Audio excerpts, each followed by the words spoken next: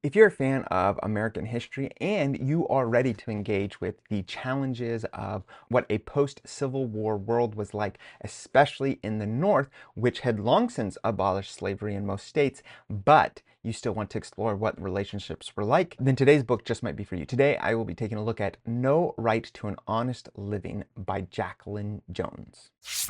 Welcome to Spencer Reads Everything. I'm your host, Spencer Duncan, and today we're taking a look at another one of the Pulitzer Prize, not only finalists, but actually the winner, this time in the category of history. This book, No Right to an Honest Living, The Struggles of Boston's Black Workers in the Civil War Era by Jacqueline Jones, just came out last year.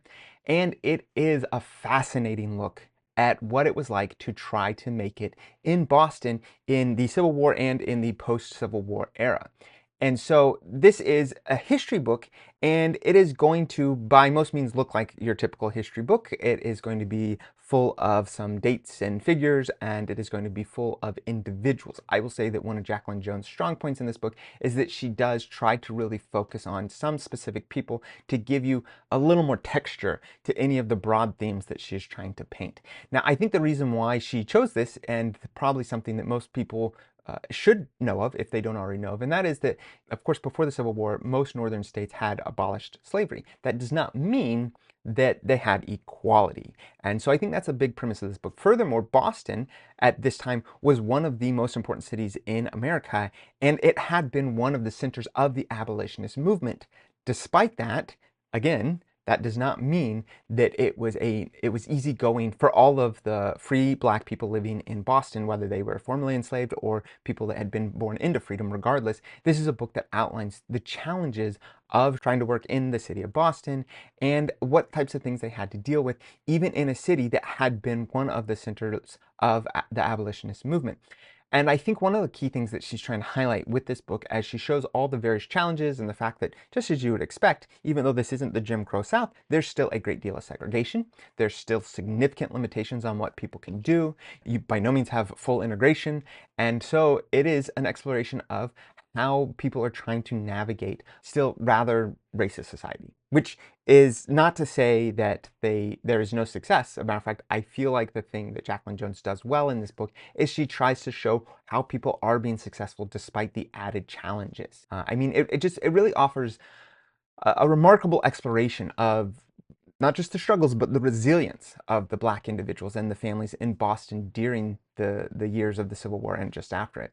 And she really focuses on, in particular, the economic and social challenges they faced as they try to just carve out their lives in this society. I mean, it had systematically denied them opportunities of honest labor and fair treatment. And I would say one of the strengths of this book, the fact that she is able to focus on individuals, helps to give a human face to what could otherwise just be perceived as statistics and just a litany of historical records. And it helps to bring to life the personal stories of those who lived through a rather tumultuous period. That being said, it's not exactly a recounting of just historical events. It's more of a critical analysis of broader implications of these events on the American socioeconomic landscape. And so Jones examines how the legacies of both slavery and discrimination continued to shape the lives of Black Americans, even in a northern city like Boston, and how there might have been a sense of an idealized haven of freedom, yet you can still see how there's forces that are preventing it from any true equality. I can't really go into too many details simply because she does follow a lot of different people. I don't really want to oversimplify exactly the exploration she gives, but just to give you a central idea, she looks at where individuals can live. She looks at what type of access individuals have to resources, and most notably, what kinds of jobs they can get. You'll see a big focus on jobs in the service industry, something that is going to give some people opportunities, but it is going to be at a time before you have a minimum wage. So a lot of them are going to be paid less than a sustainable wage. And of course, there is not going to be any kind of other major worker protections. And so this is going to be the thing that is a major through line.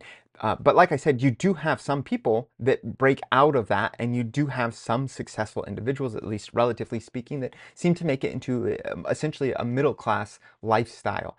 And that's going to be the element of resilience that really shines through in this book. I would say that this book is for people that are interested in American history, and they're willing and ready to engage with the fact that it's not as simplistic as you'd like it to be.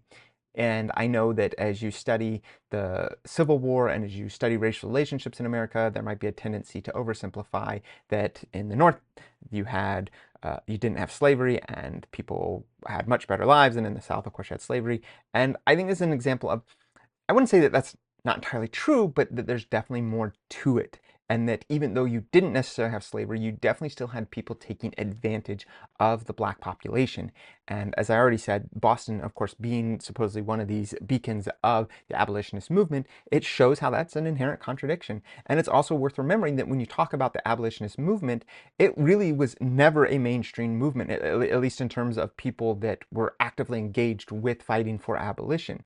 And so I think that this is a real manifestation of that. You can have people that might make it look like there is a very major and successful movement, but really when push comes to shove and people have to make decisions with their pocketbooks, a lot of people are suddenly going to be far less interested in taking on any kind of moral crusades. And I think that that is probably her intention in choosing Boston as a place to really make that contrast. In addition to being, for people that are interested in American history, it is also kind of small in its scope, just looking at Boston over some set years. So even though I do think that much of what is going on in this book probably could apply a little more broadly, I wouldn't be in a hurry to do that. As a historian, it's my job to make sure that you learn both the strengths and weaknesses of looking at a case study like this. And so I think that this does a really good job at painting a picture for Boston, for the African Americans in Boston in the Civil War and post-Civil War era. But I would also say that I do suspect that their experiences are somewhat representative of other parts, but by and large, I would say that the point of this book is to show you just that city.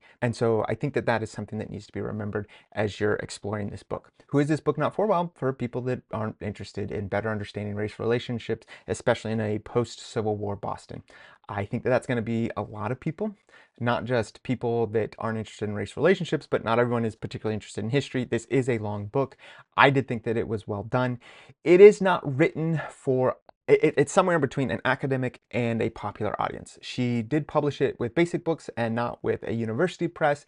And I would say that most of the writing still sounds very academic, but I do think that the structure of it and the presentation of it is designed to be a little more appealing to a broader audience. And so I do think that though there are many people that could find this interesting, I would still say most people that would consider themselves history buffs or having some interest, this wouldn't be the first book that they would turn to. One, because of how narrow the scope is, and two, because it is probably a little more academic than popular. But again, I would love to hear what others have to say about that. Please let me know your thoughts on this book in the comments. This is the first book in the history section that I have read. So I'm not totally sure how I feel about this in comparison to the other two finalists. I very much look forward to reading those and making my assessment, but I would love to hear what others have to say about this book, who they think the intended audience is, what they got out of it, and of course, did they think that this should have won the Pulitzer Prize for history, or if they think that there was a better choice. Please let me know in the comments. Don't forget to like, subscribe, turn on those notifications, and until next time, keep those pages turning.